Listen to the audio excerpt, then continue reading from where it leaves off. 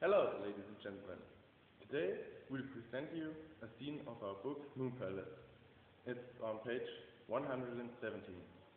As you can see, there is Thomas Effing and Marcus Stanley Fogg, who are sitting at the table and have their dinner. I hope you enjoy it. She always came to the table armed with a fresh towel and a bib. The bib would be tied around Effing's neck before the meal began, and the towel would be used for wiping his face in sudden emergencies. In that regard, it was something like sitting down to eat with a small child. Mrs. Hume took on the role of attentive mother with great assurance. Having raised 3 children of her own, she once told me she didn't have to think twice about it. Seeing to these physical obligations was one thing, but there was also the responsibility of talking to Effing in such a way that he was kept under verbal control. When it came to that, she conducted herself with all the skill of an experienced prostitute, manipulating a difficult client. No request was too absurd to be denied. No suggestion could shock her. No comment was too outlandish not to be taken seriously.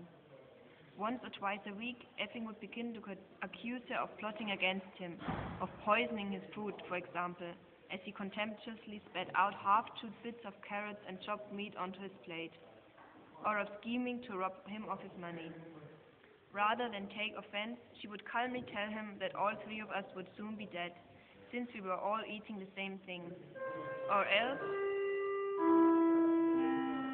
if he kept consisting, she would change tactics and confess the deed. It's true, she said. I put 6 tablespoons of arsenic in the mashed potatoes. It should start working about 15 minutes, and then all my troubles will be over. I'll be a rich woman, Mr. Thomas.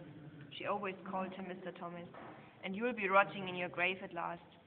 This kind of talk never failed to amuse Effing.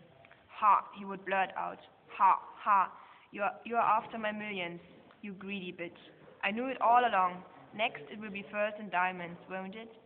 Well, it won't do you any good, fatso. You'll still look like a blubbery washerwoman, no matter what clothes you wear. And then, paying no heed to the contradiction, he would zestfully begin shoveling more of the poisoned food into his mouth.